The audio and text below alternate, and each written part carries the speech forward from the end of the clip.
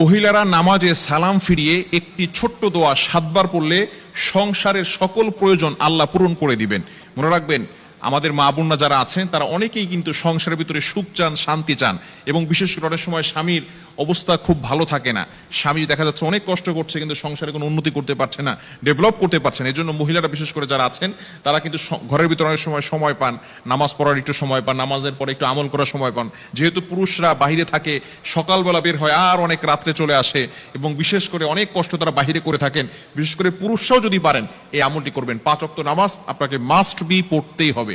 যদি আপনি সংসারের ভিতরে সুখ চান, শান্তি চান এবং প্রয়োজন হাজতগুলো পূরণ করতে চান, তাহলে অবশ্যই 5 ওয়াক্ত নামাজ আপনাকে মাস্ট বি পড়তে হবে। নামাজ ছাড়া আপনি সংসারের ভিতরে কখনো কোশ্চিন কালেও আপনি কিন্তু সুখ এবং শান্তি আনতে পারবেন না। একটু বলেন তো, সুখের মালিক কে? হ্যাঁ, সুখের মালিক হচ্ছেন আল্লাহ। তো ওই আল্লাহকে আপনি অখুশি করে কখন আপনার সংসারে সুখ আপনার সংসারে সুখ আনতে পারবেন না। একমাত্র কাজ হচ্ছে নামাজ পড়া। নামাজ 5 ওয়াক্ত নামাজের পরেই এই ছোট্ট দোয়াটি পড়তে হবে। দোয়াটি হচ্ছে ইয়া কাদিয়াল হাজাত, ইয়া কাদিয়াল হাজাত। আপনি নামাজে সালাম ফিরানোর পরে 5 ওয়াক্ত নামাজ আপনাকে পড়তে হবে। নামাজের পরে সালাম ফিরানোর পরেই আপনি আল্লাহু আকবার পড়বেন একবার, আস্তাগফিরুল্লাহ 3 বার, এরপরে আপনি পড়বেন ইয়া কাদিয়াল হাজাত, ইয়া কাদিয়াল হাজাত, ইয়া কাদিয়াল হাজাত 7 বার পড়বেন।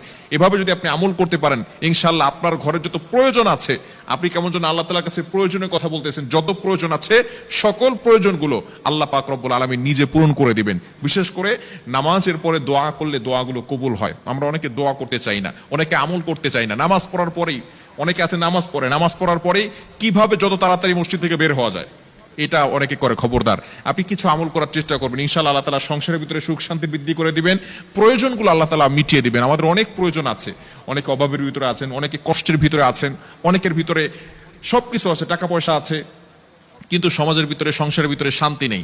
স্বামী স্ত্রীর সাথে ভালো বন্ডিং হচ্ছে না, স্বামী স্ত্রীর কথা শোনে না, স্ত্রী স্বামীর কথা শোনে না। এরকম অনেক সময় হয় কি হয় না?